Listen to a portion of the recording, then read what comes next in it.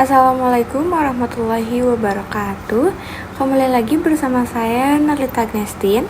Di pembahasan kali ini saya akan membahas materi tentang networking models atau jaringan models. Nanti saya akan membahas tentang konsep-konsep jaringan, lalu ada TCP/IP model, lalu ada encapsulation dan decapsulation, name of TCP/IP message, dan yang terakhir nanti saya akan bahas tentang OSI layers model.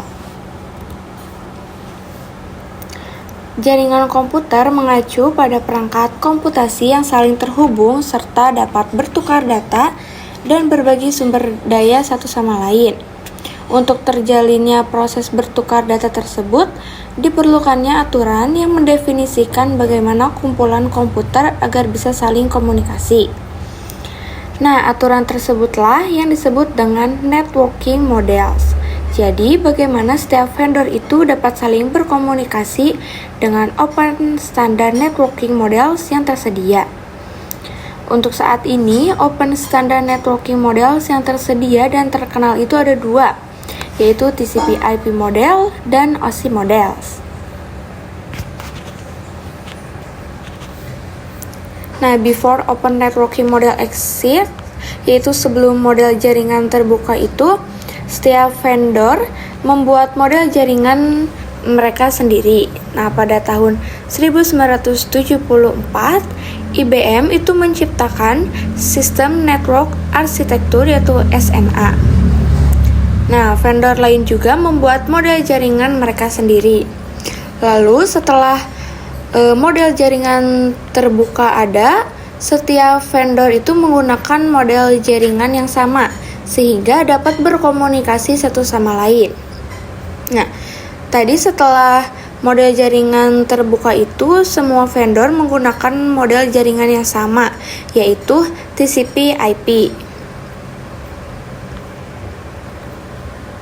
Model jaringan terbuka itu tadi ada OSI model dan TCP/IP model. Nah, OSI model ini dibuat oleh Organization for Standardization, yaitu oleh ISO.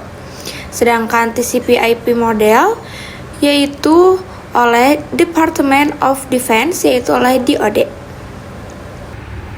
Lanjut ke materi tentang TCP/IP model. TCP/IP model merupakan jenis networking model yang saat ini common digunakan. Jadi, TCP/IP itu mendefinisikan suatu protokol agar antar komputer, utamanya yang berbeda network, itu bisa saling komunikasi. Nah, untuk membantu dalam memahami, setiap networking model itu dipecah menjadi bagian-bagian kecil yang disebut sebagai layer. Secara dokumentasi, TCP/IP model terdiri dari 4 layers, yaitu ada application, transport, internet, dan network access.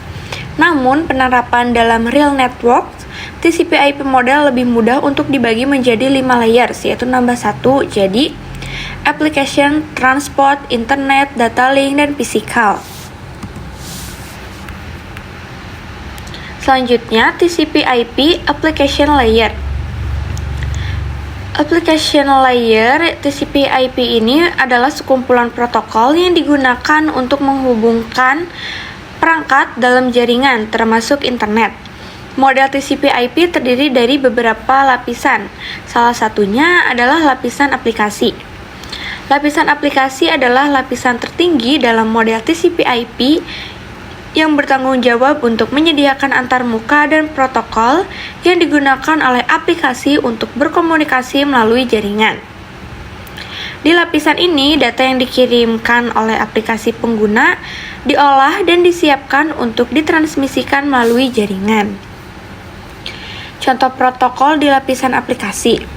Salah satu contoh protokol di lapisan aplikasi yaitu adalah HTTP, yaitu Hypertext Transfer Protocol. Protokol ini digunakan untuk mentransfer data di web, seperti halaman web, gambar, dan file lainnya. Nah, ketika Anda mengakses situs web melalui browser Anda menggunakan HTTP untuk meminta dan menerima data dari server web. Selanjutnya, TCP/IP Transport Layer. Lapisan transport dalam model TCP/IP adalah lapisan yang bertanggung jawab untuk menyediakan komunikasi end-to-end antara aplikasi yang berjalan di perangkat yang berbeda dalam jaringan. Lapisan ini memastikan bahwa data yang dikirimkan dari satu aplikasi ke aplikasi lain dapat diandalkan, teratur, dan tanpa kesalahan. Nah, contoh protokol di lapisan transport itu ada dua, yaitu ada TCP dan UDP.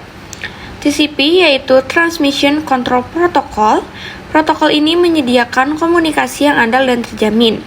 TCP memastikan bahwa data dikirim dan diterima dengan benar, dengan melakukan pengaturan ulang segmen yang hilang dan mengatur aliran data. Lalu yang kedua ada UDP, yaitu User Datagram Protocol. Nah, protokol ini menyediakan komunikasi yang lebih cepat, tetapi tidak menjamin keandalan. UDP tidak melakukan pengaturan ulang atau kontrol kesalahan, sehingga lebih cocok untuk aplikasi yang memerlukan kecepatan tinggi, seperti streaming video atau permainan online. Selanjutnya, TCP/IP Network Layer. Lapisan jaringan atau network layer dalam model TCP/IP itu adalah lapisan yang bertanggung jawab untuk pengalamatan dan pengiriman paket data dari sumber ke tujuan melalui satu atau lebih jaringan. Nah, lapisan ini berfungsi untuk menentukan rute terbaik bagi data untuk mencapai tujuannya, serta menangani pengalamatan logis dan pengendalian lalu lintas. Salah satu protokol utama yang beroperasi di lapisan jaringan adalah IP, yaitu Internet Protocol. Dan IP ini menyediakan dua fitur yang sangat penting, yaitu addressing dan routing, yang dimana berfungsi untuk menangani konektivitas dan pemilihan jalur. Ada dua versi utama dari IP, yaitu yang pertama ada IPv4 atau Internet Protocol versi 4. Nah, versi yang paling umum digunakan yaitu versi 4 yang menggunakan alamat 32 bit untuk mengidentifikasi perangkat dalam jaringan. Yang kedua ada IPv6 Internet Protocol versi 6. Nah, versi 6 ini versi yang lebih baru yang menggunakan alamat 128 bit untuk mengatasi keterbatasan jumlah alamat yang tersedia di IPv4 dan menyediakan fitur tambahan. Selanjutnya ke TCP/IP yaitu Data Link Layer dan Physical Layer. Nah, Data Link Layer itu mendefinisikan protokol yang dibutuhkan pada Physical Layer. Physical Layer itu mendefinisikan cabling pada suatu jaringan komputer. Jadi, mendefinisikan secara fisik apa yang digunakan untuk menghubungkan antar device. Salah satu fitur pada Data Link Layer ialah FCS, yaitu Frame Check Sequence, yaitu Error Detection Maintenance, yaitu hanya mendeteksi error tanpa recovery. Nah, addressing yang digunakan pada data link layer adalah MAC address. Selanjutnya ke materi tentang encapsulation and decapsulation. Ya, encapsulation dan decapsulation itu adalah dua proses penting dalam komunikasi data yang terjadi di berbagai lapisan model jaringan, termasuk dalam model TCP/IP. Nah, proses ini berkaitan dengan cara data dikemas dan dibongkar saat bergerak melalui berbagai lapisan protokol. Encapsulation yaitu adalah proses di mana data dari lapisan aplikasi atau lapisan yang lebih tinggi itu dibungkus dengan header dan kadang-kadang trailer dari lapisan protokol yang lebih rendah sebelum dikirim melalui jaringan. Proses ini terjadi di setiap lapisan model jaringan, di mana setiap lapisan itu menambahkan informasi tambahan ke data yang diterima dari lapisan di atasnya. Nah, sedangkan decapsulation yaitu adalah proses kebalikan dari encapsulation. Ini terjadi di sisi penerima, di mana data yang diterima dari jaringan ini dibongkar lapisan demi lapisan untuk mengakses data asli yang dikirimkan oleh aplikasi. Yang terakhir itu ada materi tentang OSI model. Model OSI atau Open System Interconnection itu adalah kerangka kerja konseptual yang digunakan untuk memahami dan menjelaskan bagaimana data dikomunikasikan dalam jaringan komputer.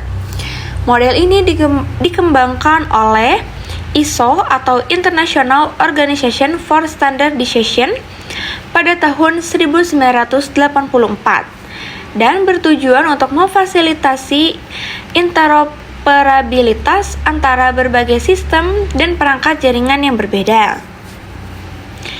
Nah, terdapat 7 lapisan layers pada model OSI. Yang pertama ada application layer, yang kedua presentation layer, yang ketiga session layer, 4 transport layer, 5 network layer, 6 data link layer, dan yang ketujuh physical layer.